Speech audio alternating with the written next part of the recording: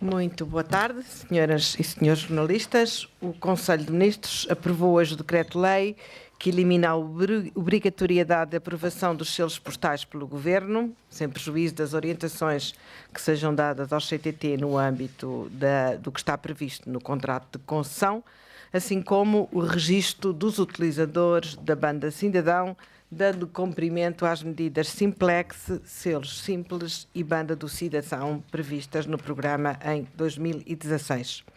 O Conselho de Ministros aprovou também o reconhecimento da RUTIS, Associação Rede de Universidades de Terceira Idade, como entidade enquadradora das universidades séniores, assumindo-se como um parceiro fundamental para o desenvolvimento das políticas de envelhecimento ativo e de economia social.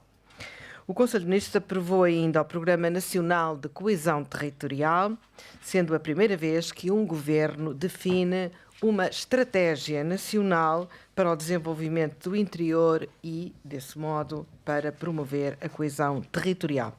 Este programa vai executar 164 medidas em diferentes áreas de governação. O Conselho de Ministros aprovou igualmente um conjunto de orientações para articular a política de internacionalização do ensino superior, da ciência e da tecnologia com as demais políticas públicas de internacionalização. Estas orientações visam acelerar a internacionalização do ensino superior e da investigação científica e tecnológica portuguesa, fortalecer a cooperação com países terceiros nas áreas da ciência e do ensino superior, estimular o relacionamento com as comunidades académicas e científicas portuguesas, mas que residem no estrangeiro, e promover a diplomacia científica. Finalmente, o Conselho de Ministros aprovou as orientações gerais a seguir pelo Ministério dos Negócios Estrangeiros, pelo Ministro da Cultura e um conjunto alargado de parceiros que visam implementar o Programa de Ação Cultural Externa por forma a melhorar a articulação, comunicação pública e avaliação dos resultados e impactos dos programas de internacionalização. Para mais esclarecimentos sobre esta matéria, dou a palavra ao Sr. Ministro dos Negócios Estrangeiros. Muito obrigado. Boa tarde a todos. Farei uma apresentação geral das duas resoluções e depois os meus colegas da Cultura e da Ciência e Tecnologia e Ensino Superior detalharão para cada uma das resoluções. O que o Conselho de Ministros fez hoje, a decisão que tomou hoje é uma decisão muito importante, porque é uma decisão que procura dar coerência à ação do Ministério dos Negócios Estrangeiros como responsável da política europeia e da política externa do Governo e a ação de vários ministérios setoriais, no caso o Ministério da Cultura e o Ministério da Ciência, Tecnologia e Ensino Superior, no sentido de perseguir três objetivos essenciais. O primeiro é termos todos consciência de que a ciência e o ensino superior, a cultura, seja na vertente do património, seja na vertente da criação artística, são elementos constitutivos e recursos muito importantes para Portugal que devem ser promovidos pelos organismos e agências que têm a missão de assegurar a promoção externa da imagem do país. E, portanto, a AICEP, o Turismo de Portugal, o Instituto de Camões devem incluir nos seus programas os aspectos mais relevantes que dizem respeito ao ensino superior, ao sistema científico português, ao património e à criação cultural portuguesa. Em segundo lugar, é preciso articular melhor a atividade de todos os organismos que nos diferentes ministérios atuam convergentemente nestas áreas. Diferentes organismos do Ministério da Cultura, a Fundação de Ciência e Tecnologia e a Direção-Geral do Ensino Superior do Ministério da Ciência, Tecnologia e Ensino Superior, o Instituto de Camões, a AICEP e a Rede Diplomática Portuguesa no Ministério dos Negócios Estrangeiros. E, portanto, as duas resoluções definem metas e atribuem encargos a todas estas entidades para que a ação cultural externa e a ação externa de promoção do nosso ensino superior e das oportunidades ligadas ao nosso sistema de ciência e tecnologia sejam sistematicamente utilizadas, sejam sistematicamente trabalhadas pelos diferentes organismos dos três ministérios. E isto permite lançar um conjunto de iniciativas, as mais importantes das quais são as seguintes. Em primeiro lugar, termos um programa indicativo anual da ação cultural externa portuguesa, da responsabilidade do Ministério dos Estrangeiros, do Ministério da Cultura e também do Ministério das Finanças. Um programa indicativo de programação, um programa indicativo de ação cultural externa, que mobilize todas as embaixadas e consulados portugueses e todos os organismos da cultura com responsabilidades internacionais, assim como a Rádio e Televisão de Portugal, atenta, evidentemente, à autonomia que a caracteriza. A segunda grande iniciativa é valorizar sistematicamente a internacionalização do ensino superior e da ciência portuguesa. O ensino superior atrai hoje milhares de estudantes estrangeiros.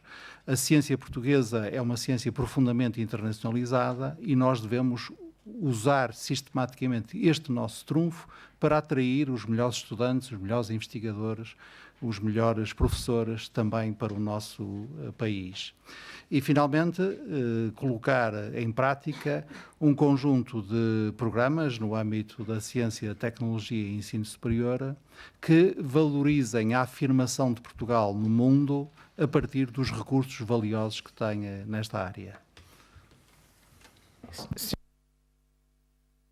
Muito obrigado. Na sequência daquilo que o Ministro dos Negócios Estrangeiros já afirmou, o programa, em coordenação certamente com o Ministério dos Negócios Estrangeiros, conta com 5 linhas de ação principal. A primeira, a que chamamos de valorização internacional do ensino superior e da ciência, inclui um programa Study in Portugal e outro Research in Portugal, naturalmente que serão promovidos através da Direção-Geral do Ensino Superior e da Fundação para a Ciência e Tecnologia, respectivamente, assim como um processo já em curso de aceleração dos procedimentos relacionados com a obtenção de vistos para estudantes e investigadores em Portugal. Naquilo que diz respeito à segunda linha, portanto, a cooperação com os países terceiros, a ideia de desenvolver uma iniciativa Conhecimento para o Desenvolvimento, de uma forma que venha a dinamizar o Centro Unesco para a Formação Avançada de Cientistas em português, assim como ações de âmbito de promoção científica na Ásia e, certamente, nos países de expressão portuguesa, dando continuação e alargando o protocolo que em maio passado já tinha sido feito com a Fundação HK. A terceira linha tem a ver com a valorização da cooperação científica, de uma forma que também facilite a atração de financiamento direto estrangeiro para Portugal e, por outro lado, estimula a fixação e a retenção de investigadores e de cientistas estrangeiros em Portugal e em rede com as instituições portuguesas, sobretudo em 3 dimensões. Por um lado, reforçando a posição atlântica de Portugal, e aquilo que poderá vir a ser no futuro a criação de uma instituição intergovernamental centrada nos Açores. Segundo, o reforço do nosso posicionamento mediterrâneo para a cooperação com os países do sul da Europa e do norte de África. E terceiro, certamente, a dinamização de uma iniciativa para a valorização do emprego científico em Portugal, que estimule novas empresas de base científica para mercados globais. O quarto ponto tem a ver com as diásporas científicas portuguesas no mundo e que inclui uma nova iniciativa a lançar pela Fundação para a Ciência e Tecnologia, certamente em estreita colaboração com as embaixadas e as missões diplomáticas no mundo, a que demos o nome de Spider Portugal. Por fim, a quinta linha de ações tem a ver com a colaboração com o Ministério dos Negócios Estrangeiros na definição dos termos a que chamamos de diplomacia científica, sobretudo com 2 particulares ações. A colocação de cientistas de doutorados em missões diplomáticas na forma de conselheiros científicos e a organização de um seminário de política científica para diplomatas, de forma a também melhor garantir o conhecimento das missões diplomáticas de Portugal no mundo sobre aquilo que se faz e pratica de ciência em Portugal. Muito obrigado. Muito obrigado, Sr. Ministro. Sr. Ministro da Cultura, desejamos acrescentar mais alguma coisa? Muito obrigado. Esta resolução do Conselho de Ministros, hoje aprovada, constitui um passo muito importante na articulação e na coordenação da ação cultural externa do Estado, que cabendo ao Ministério dos Negócios Estrangeiros e ao Ministério da Cultura se encontrava, carecia de uma efetiva articulação. Dentro da linha de transversalidade de políticas que este Governo prossegue, a política cultural encontra-se hoje, a partir desta resolução, será articulada através de uma coordenação, de uma articulação, primeiro entre o Camões, do Ministério dos Negócios Estrangeiros, e o Gabinete de Estratégia e Planeamento do Ministério da Cultura, que articulam entre si os planos anuais de atividade. Esses planos são decididos e são definidos por um despacho conjunto dos dois ministros, o Ministro da Cultura e o Ministro dos Negócios Estrangeiros, que definem, portanto, as grandes linhas estratégicas da política cultural externa de Portugal. Ela passa a ser definida pelos dois ministros. Os membros do Governo, os dois ministros dos Negócios Estrangeiros e da Cultura, criam um grupo permanente de contacto que ficará a acompanhar a elaboração e a execução destas linhas de atividade, que são concretizadas depois noutros organismos, na DG Artes, na DG Lab, nos vários organismos do Ministério da Cultura que têm atividade na área externa, na área internacional. E finalmente, também a RTP, a empresa pública RTP, terá missões na área cultural, que evidentemente terão que ser definidas através do diálogo com a administração, e, finalmente, um ponto importante, todas as iniciativas de promoção externa de Portugal, na área da economia, do turismo, passam a dever conter elementos de divulgação cultural. Portanto, trata-se de uma articulação entre vários ministérios, onde o Ministério das Finanças, aliás, ocupará também o lugar nesta estrutura tripartida de direção, coordenação e articulação da política cultural externa, e é um grande passo, efetivamente, na articulação entre os ministérios para a promoção da cultura portuguesa e da imagem de Portugal no estrangeiro. Muito obrigado. Sr. Ministro da Cultura, e passava agora a palavra ao Sr. Ministro Adjunto para nos dar mais alguns esclarecimentos sobre a parte mais interna do Conselho de Ministros. Como viram, esta parte foi mais virada para fora, e agora sobre a parte que se refere à valorização do território, mais particularmente à valorização do interior. Muito obrigado. Boa tarde a todas e a todos. Hoje o Conselho de Ministros aprovou o Programa Nacional de Coesão Territorial. Deu assim cumprimento a um desígnio fundamental do Programa de Governo. O Programa de Governo identifica a valorização do território como uma prioridade da ação política, como uma dimensão transversal em que o território daquilo que tradicionalmente é qualificado como interior é visto como um espaço de oportunidade, um espaço de competitividade, um espaço de coesão territorial. A valorização deste espaço nacional que, de norte a sul do território continental, próximo da fronteira com Espanha, se encontra mais perto do centro dos mercados europeus, que tem, a uma distância de menos de 100 km, 6 milhões de habitantes nas regiões vizinhas espanholas, é uma prioridade da nossa ação política.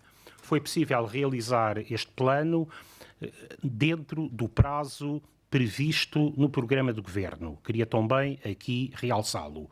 A Unidade de Missão para a Valorização do Interior foi instituída no dia em que o governo celebrou 100 dias, simbolicamente em Idanha Nova, em abril passado.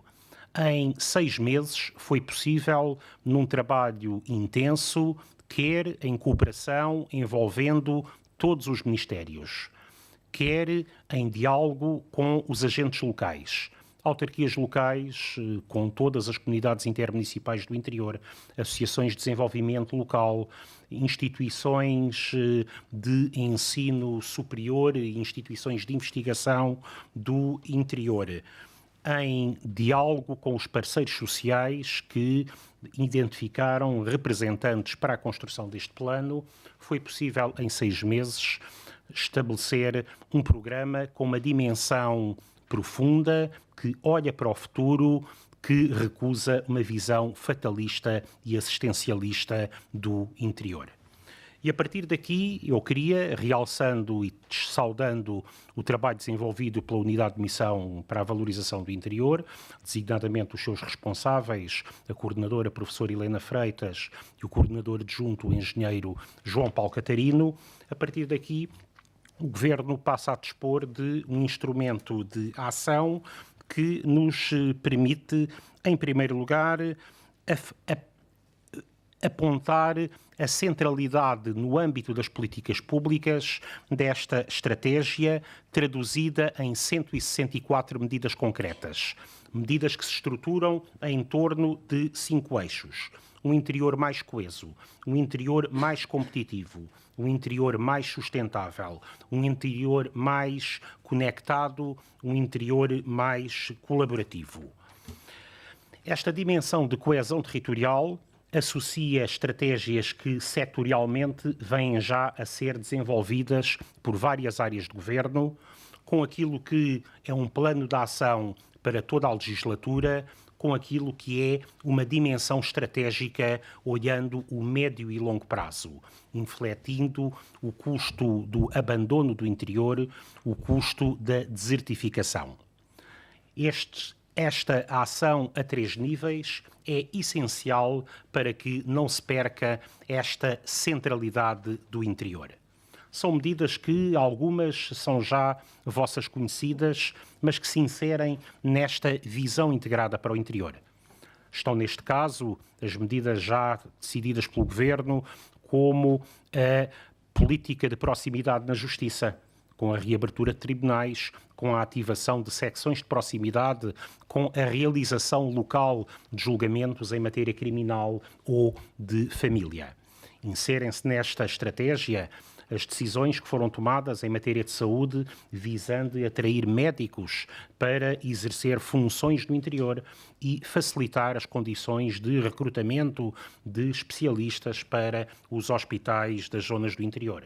Inserem-se nesta estratégia a articulação entre os politécnicos das regiões do interior e a atração para o interior de estudantes internacionais, quer para as universidades, quer para o ensino politécnico. Insere-se nesta estratégia a novidade que está no Orçamento de Estado de previsão de uma taxa de 12,5% de IRC para as pequenas e médias empresas que se venham a instalar no interior. Este conjunto de medidas, tal como todas aquelas que encontrarão no plano, obrigar-nos-ão a olhar integradamente e a olhar para o interior debaixo deste holofote de prioridade de políticas públicas e de atenção a uma necessidade de um tratamento diferenciado. É isso que será possível encontrar setor a setor num programa que é vasto e que estará esta tarde disponível online no portal do Governo para todos e que integrará medidas de apoio à mobilização de emprego, com apoio a que as empresas contratem desempregados para a área do interior, que envolverá uma promoção de uma oferta curricular alargada na formação que é no interior e o alargamento da oferta de educação de adultos no interior. Uma política cultural descentralizada. Ações na área da modernização administrativa, aprofundando a estratégia quer das lojas de cidadão, quer dos espaços cidadão. A garantia do policiamento de proximidade. A garantia da mobilidade com o Passo Social Mais em todo o país. A dinamização de programas de valorização económica do interior com concursos específicos no âmbito dos programas de mobilização de fundos europeus e com a majoração de candidaturas apresentadas por empresas do interior, com a prioridade à ferrovia no interior, com uma atenção a uma visão integrada de que a cooperação transfronteiriça terá uma dimensão fundamental. Os 4 grandes rios internacionais serão espaços de afirmação de uma nova relação com as regiões vizinhas espanholas. O Minho, o Douro, o Tejo e o Guadiana são rios de uma relação de amizade, de cooperação e de valorização de espaços de competitividade, quer no interior português, quer naquilo que também é o interior espanhol. E este programa é um programa em ação, é um programa em movimento, que não se esgota no Diário da República, que o publicará. É um programa em que, a partir de agora, a missão da Unidade para o Interior será acompanhar a par e passo a execução destas 164 medidas. Será desenvolver uma dimensão estratégica em torno destes eixos e será prestar contas. De 6 em 6 meses, o Conselho de Ministros fará uma avaliação da forma de execução do plano e do eventual desenvolvimento de novas medidas ou de aperfeiçoamento daquelas que constam nesta versão inicial. Esta dimensão em que o interior é uma oportunidade que está no programa de governo e que, com este instrumento, marcará, a partir de agora, a ação de todo o governo. Muito obrigada, Sr. Ministro. Estamos à disposição dos senhores jornalistas para as questões que quiseram colocar sobre os temas hoje discutidos no Conselho de Ministros. Obrigada.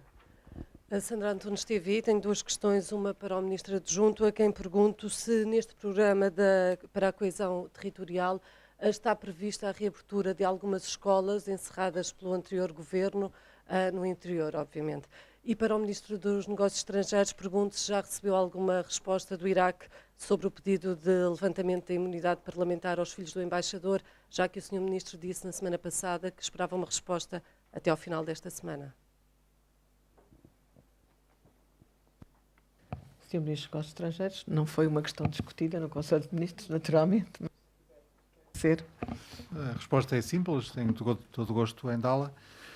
Tem razão no que disse, portanto, nós esperamos uma resposta do Iraque até ao fim desta semana, quer dizer que na segunda-feira avaliaremos a situação à luz dessa resposta. Mas ainda não recebeu. Esperamos a resposta até ao fim desta semana. Muito obrigada, Sr. Ministro. Sr. Ministro Muito obrigado. O Programa de Coesão Territorial é um programa de igualdade de oportunidades e de igualdade de acesso ao serviço público. A educação pública é uma peça essencial e, para isso, queremos uma escola de qualidade. Uma escola que, como em anterior ciclo de governação da nossa área política foi associado a uma grande estratégia de cooperação com as autarquias locais, que garanta escolas de qualidade em todo o espaço territorial. É isso que estamos a fazer agora já.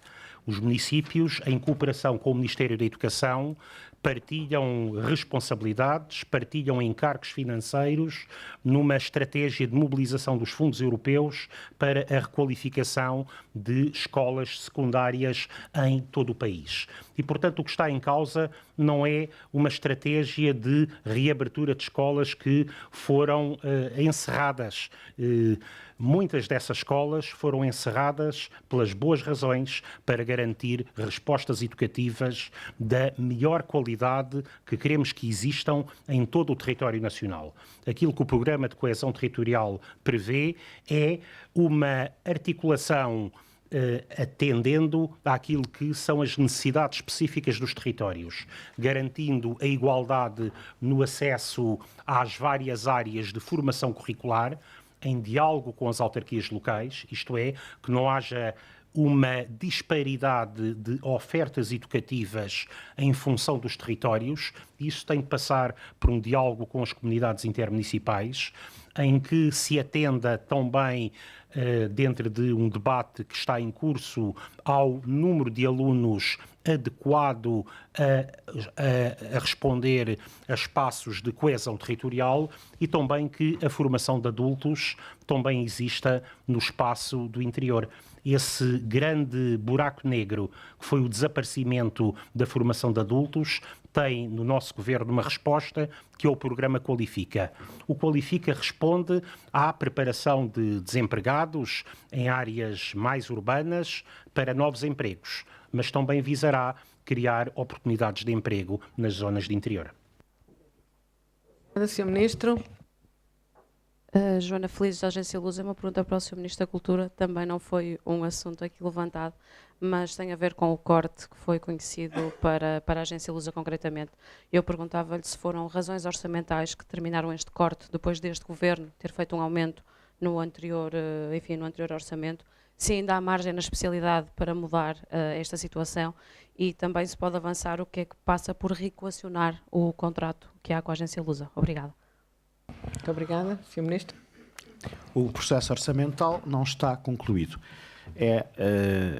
E é evidente que o facto que está a apontar, os números que existem, que estão neste momento sobre a indenização compensatória da Agência Lusa, estão evidentemente a ser objeto de análise e objeto de análise e de reflexão por parte de ambas as tutelas. O que posso garantir e o que o Governo pode garantir é que tudo se fará para que não seja posto em causa o serviço público de informação e para que não seja penalizada, ou seja minimamente penalizada, a empresa e os seus trabalhadores.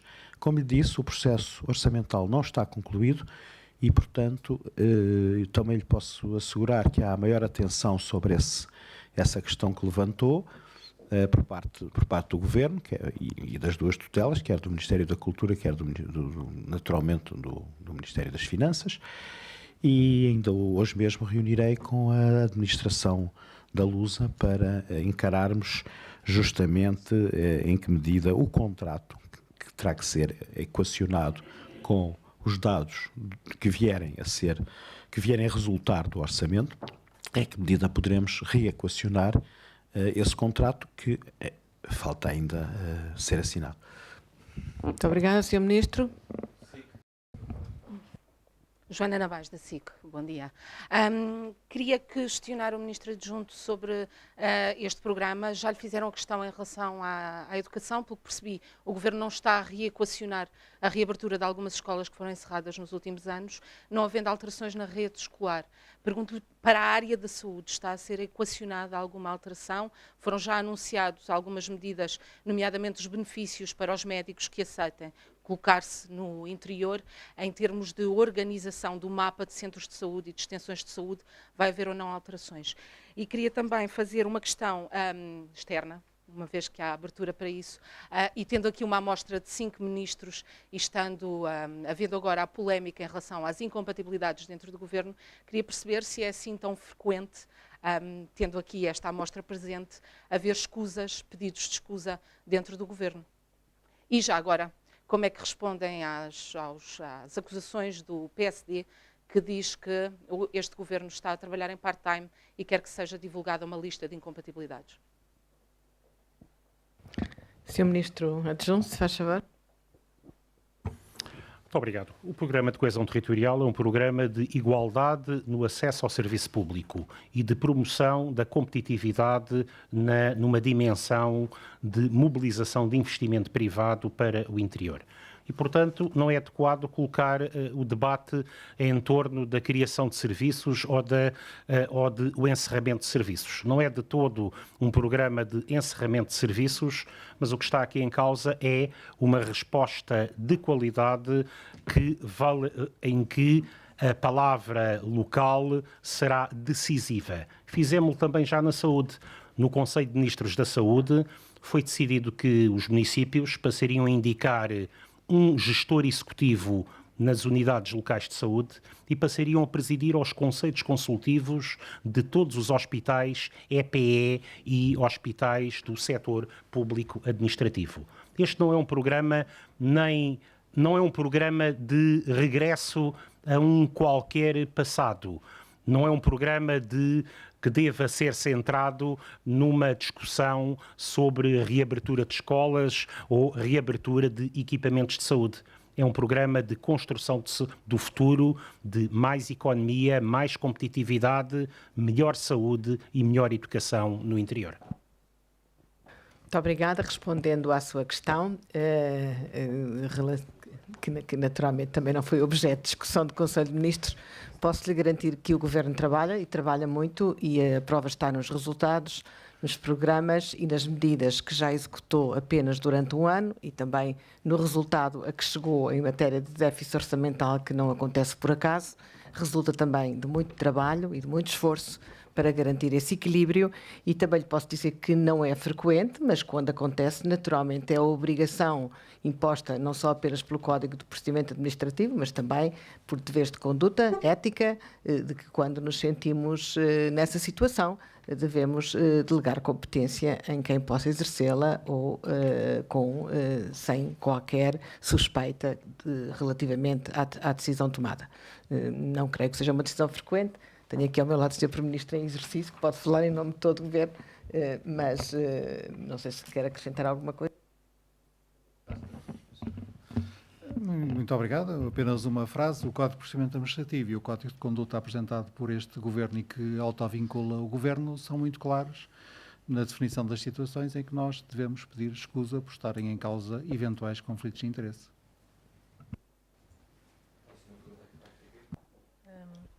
Alexandra André, RTP. Senhor Ministro Adjunto, eu queria questionar em relação a... Diz que não é um regresso ao passado em relação à reabertura de escolas, de saúde. A minha pergunta é, há metas para quando a abertura de... Ou seja, se este programa tem metas, ou seja, vai ser reavaliado de 6 em 6 meses, mas se há metas e para quando, por exemplo, a reabertura dos tribunais, para termos uma noção do que é que se espera deste programa, uma vez que já foi feita muitas apostas no interior e às vezes não resultam. Queria questionar também o Ministro dos Negócios Estrangeiros se também o outro programa da ação cultural no exterior, se também há metas, ou seja, porque normalmente são apresentados programas e não sabemos o que é que esperamos deles. Queria também questionar, não sei se tem informação, há um jovem desaparecido em Londres, um jovem português, não sei se a Secretaria de Estado das Comunidades tem alguma notícia sobre isso, se o Ministro está a par desse assunto. Obrigada. Já vou dar a palavra aos senhores ministros. Queria apenas discordar um pouco de uma observação que fez, que normalmente os programas que temos apresentado têm metas e até prazos de execução para poderem... A sua questão é pertinente e eu acho que cada vez mais nos devem exigir que os programas tenham medidas concretas e tenham prazos de execução e que os avaliemos e prestemos contas, sobretudo quando entramos em áreas de risco, como aquela que referiu, e podíamos referir outras, desde a simplificação a outras medidas que temos assumido. Mas eu creio que é o caso. Eu dou a palavra primeiro ao Sr. Ministro Adjunto e depois ao... Eu estava só a falar no geral, estava a falar do programa geral, não deste governo em específico, e queria perguntar se estas 160 e tal medidas têm um orçamento, quanto é que se pretende gastar com este programa. Obrigada. Sr. Ministro. Muito obrigado. Este programa tem metas e calendários. Todas as 164 medidas têm indicado qual é o seu prazo de execução. Ele dependerá daquilo que é o tipo de intervenção necessário em cada momento. A intervenção relativamente a 43 tribunais a que fez referência está neste momento em debate na Assembleia da República. Foi apresentada a proposta de lei que permitirá concretizar este programa de justiça de proximidade. Relativamente às 164 medidas, há indicação de metas, de calendários, elas prolongam-se, umas delas estão em execução já, outras prolongar-se-ão ao longo da legislatura. Relativamente a cada uma delas, no momento da sua execução, será feita a sua orçamentação. Daqui a 6 meses estaremos aqui em Conselho de Ministros a prestar contas ao Governo e de seguida, naturalmente, aos senhores jornalistas também sobre o ritmo da sua execução e quais os desafios com que a partir daí nos confrontaremos. Muito obrigada, Sr. Ministro. Sr. Ministro. Muito obrigado. A Secretaria de Estado das Comunidades e o Gabinete de Emergência Consular estão a acompanhar o caso desse desaparecimento, em contacto com as autoridades britânicas. E em relação à questão que coloca sobre as metas da resolução do Conselho de Ministros sobre a ação cultural externa, podemos falar de 5 metas essenciais.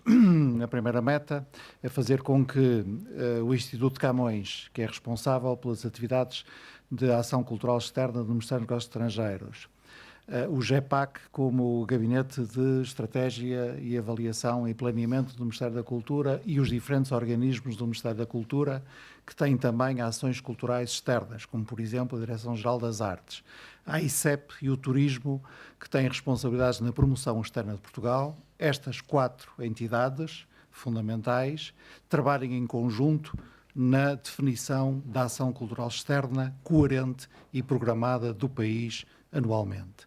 A segunda meta é que este trabalho em conjunto tenha uma tradução concreta, com um programa indicativo de atividades culturais externas, que é conhecido antes de se iniciar o ano civil e que é aprovado por despacho conjunto dos 2 ministros dos Negócios Estrangeiros e da Cultura.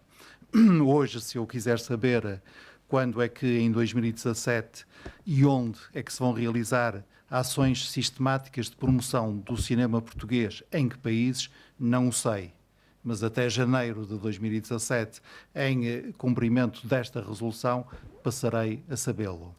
Terceira meta essencial é que, mais uma vez, por responsabilidade do Instituto de Camões e do GEPAC no Ministério da Cultura, seja criado um sistema de informação sobre ações culturais de promoção do país no estrangeiro. O que é que isto quer dizer?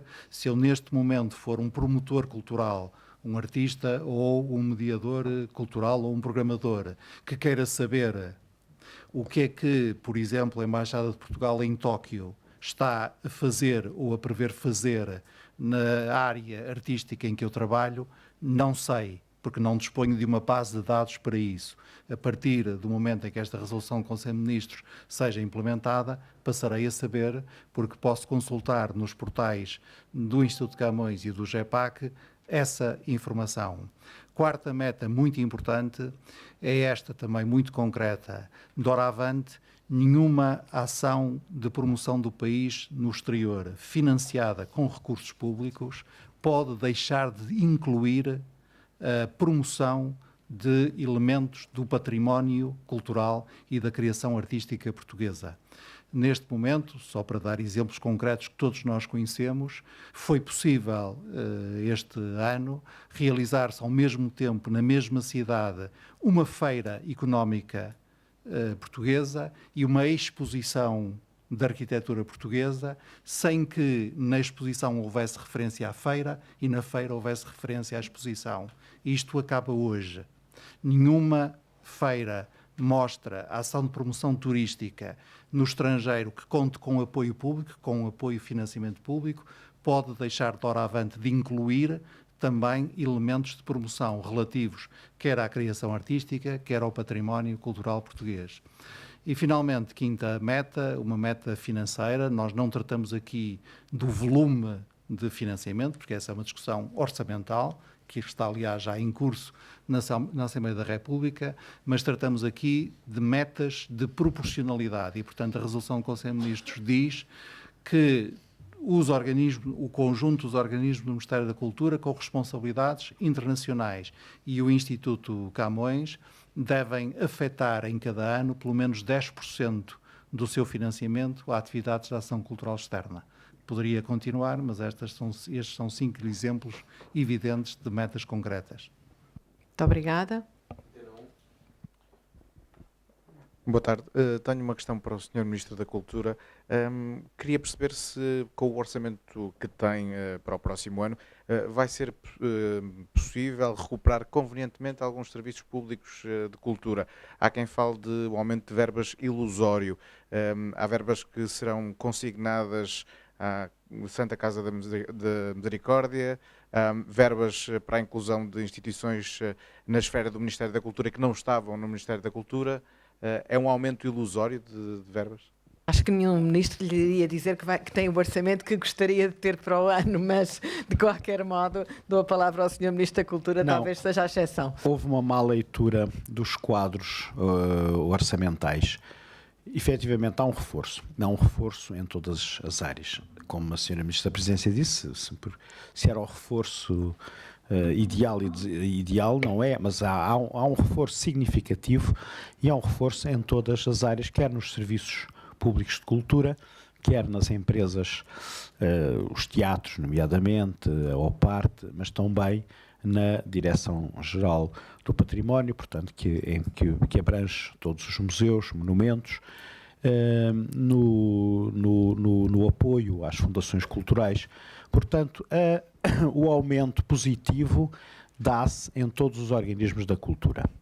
Algumas leituras que foram feitas do orçamento caem no erro de comparar quantidades diferentes e de examinar parcelas diferentes como se fossem idênticas. Não se pode somar ou subtrair quando se está com números que obedecem a critérios diferentes. Tudo isso vai ser esclarecido.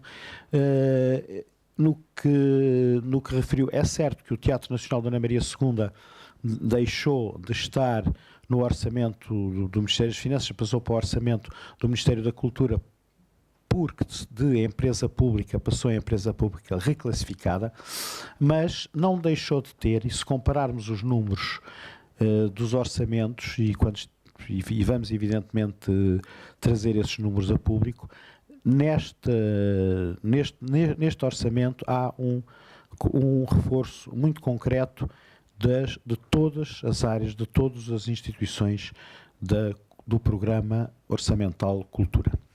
Muito obrigado, Sr. Ministro. Tenho mais uma questão, provavelmente a resposta será que não foi discutida aqui, mas eu tendo aqui o número 2 do Governo, não posso deixar de perguntar. Sr. Ministro, há de facto incómodo neste Executivo sobre a alegada descoordenação entre as forças de segurança que há mais de uma semana tentam apanhar um suspeito de homicídio? A resposta que lhe posso dar é que não há descoordenação entre as forças de segurança. Não há incómodo? Não há descoordenação, não há incómodo sobre isso. Não, ia só perguntar, uma vez que está em representação do Primeiro-Ministro, ia perguntar, e é um assunto que tem tentado dominar os órgãos de comunicação, se o Governo está preocupado, uma vez que há um alegado homicida que está em fuga há muitos dias, está preocupado. E esqueceu o Sr. Ministro do orçamento para estas 160 e tal medidas, ou passou-me ao lado, ou então, não sei, chegou a... Respondeu que será orçamentado. Respondi aqui, não terá reparado, respondi aqui que as medidas têm distribuem-se ao longo de vários anos e têm referência orçamental no momento em que são executadas. Algumas delas no orçamento para 2017, outras ao longo dos anos, programa a programa. Cada uma das medidas terá sempre uma dimensão financeira da qual prestaremos contas atempadamente. Sr. Ministro dos Negócios Estrangeiros, Primeiro-Ministro em exercício, para mais um esclarecimento.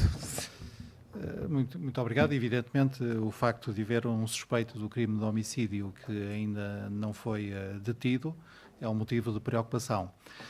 Mas neste momento o que importa aqui é saudar, apoiar e agradecer o enorme esforço que todas as forças de segurança e a Polícia de Investigação Criminal estão a fazer para essa detenção.